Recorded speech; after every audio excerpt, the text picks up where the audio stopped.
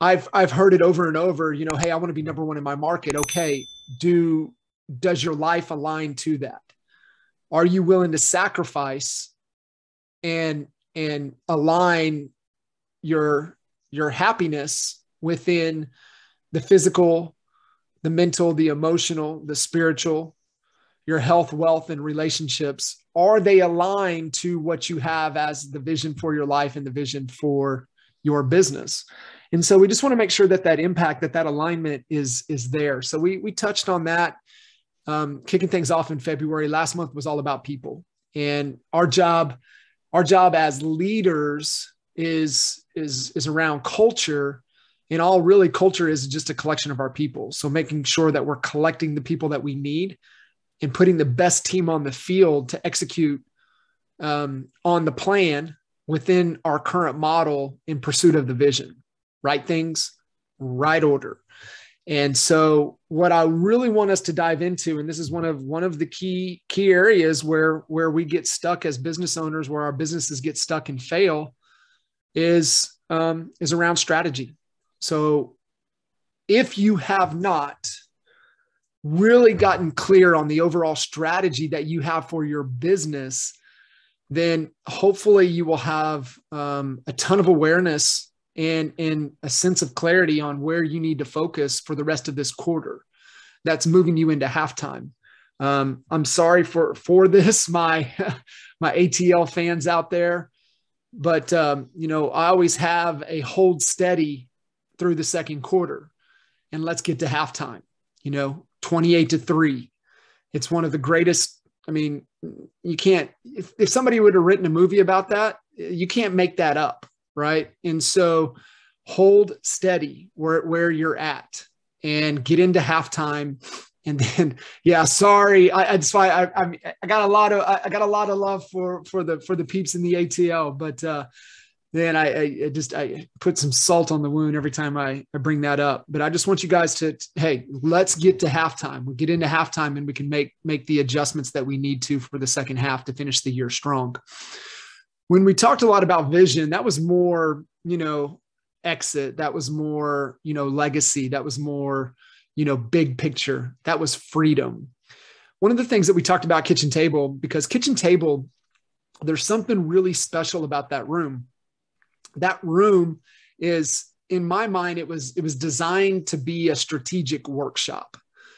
And what that means is that you're going to do some work, and everybody, that has ever had a seat at the kitchen table will tell you it's work. You're coming in, you're mentally exhausted. You are, really getting crystal clear. You're making great connections. And the one thing, and I got a lot of KT peeps on the call. Scotty came up to me. We had wrapped up Friday. We were grabbing some tacos, margaritas and tequilas, and all the good Mexican beer was flying. And he looked at me and he goes, I didn't realize I was the smallest fish in the room, but yet nobody ever made me feel that way. And I just had like the most warming feeling. And I was like, that's it. And so when you look at the coaching program, you look at Coach Code, you look at xXelerator, it doesn't matter what stage of the business you're in. And it doesn't matter what your big vision, your big definition of freedom is. Everything we talk about is principle driven. I had my kind of my brother-in-law come into the room for a little bit on Friday morning, and he had to get a short-term babysitter in the morning. And he's been in the food and service, the industry his whole life. And he came in there, and my man is on a mission to dominate the snow cone world. And he's got like the best tasting snow cones I've ever tasted in my life. And so he's got this just big goal, this big vision. And he sat in just for the session that we had Friday morning, and he was blown away. And, just that excitement, right? What we were talking about, a room full of real estate residential real estate entrepreneurs, and you got this guy that's been in the food and beverage industry his whole life, that's about to dominate, the state fair, the summer event circuit with the freaking snow cone stand, and he's pumped of what we're talking about. And so I want you guys to feel the same way. It doesn't matter where you're at on the life cycle of the real estate, journey. And just know everything we talk about applies to whatever stage you're in, right? We all have to have a vision. We all have to have the right team around us. And we've got to have a good strategy. And I want you guys to think of, because sometimes when I say strategy, it just flies over everybody's head. Keep it simple. Keep it real simple. Think plan. Okay. Think plan. That's the easier thing to think about. And when you think about the plan, I want you guys to think about that where we fail or we get stuck is because we fail to choose or fail to execute upon the right plan. And so, like I said, keep it simple, keep it super simple. And that's just the way I like to keep it. I want to share just a couple of slides to kind of put it into perspective as we talk about strategy for the month. And, Sun Tzu, the strategy without tactics is the slowest route to victory. And tactics without strategy is just the noise before defeat. You're just making a lot of noise. You're not being intentional.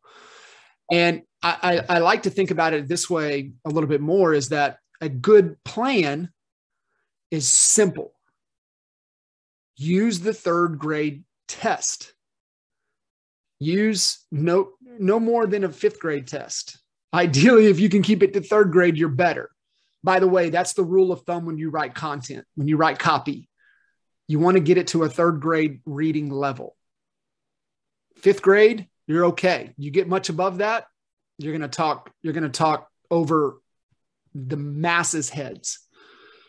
So if you give me your plan and I give it to my 10-year-old son, I give it to Zane.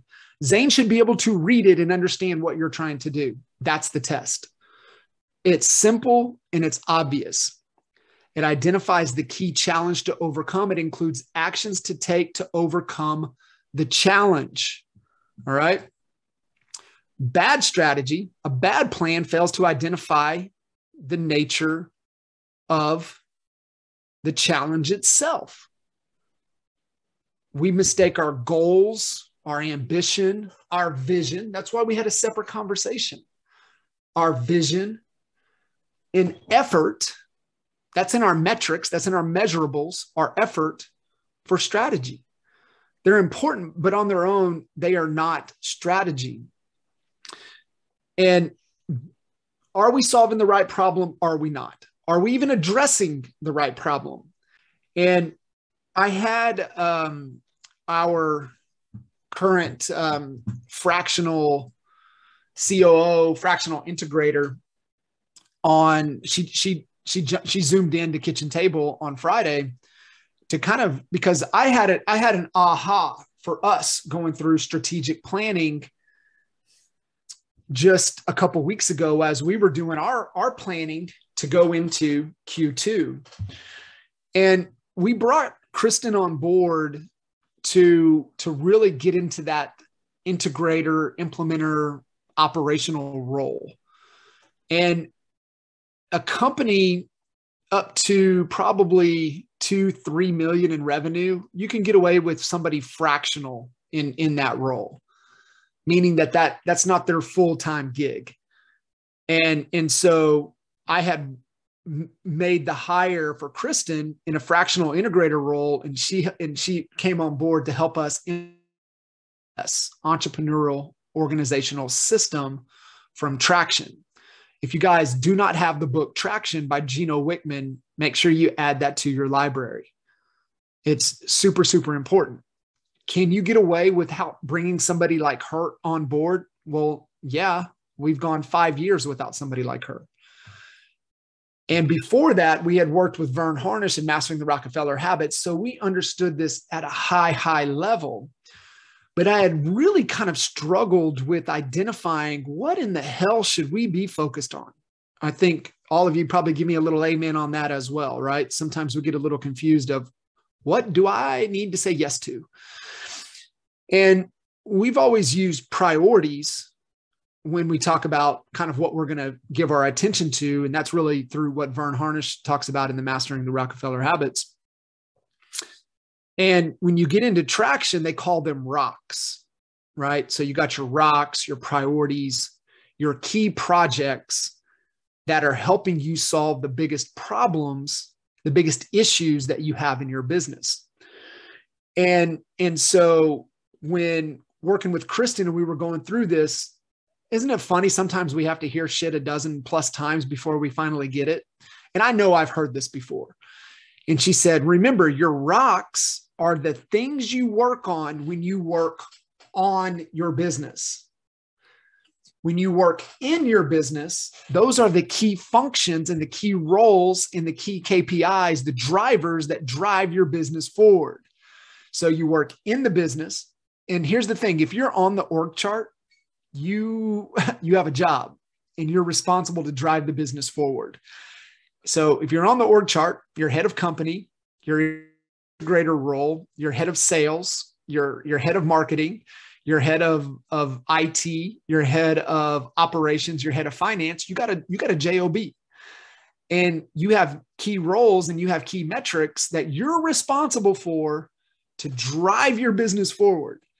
That's why I'm saying it doesn't freaking matter if we're selling snow cones, if we're selling residential real estate, or, we're in the health and fitness space. It doesn't matter. It all applies, guys. And like I said, it doesn't matter if you're at 200,000 in revenue or if you're at 200 million in revenue. It's all the same.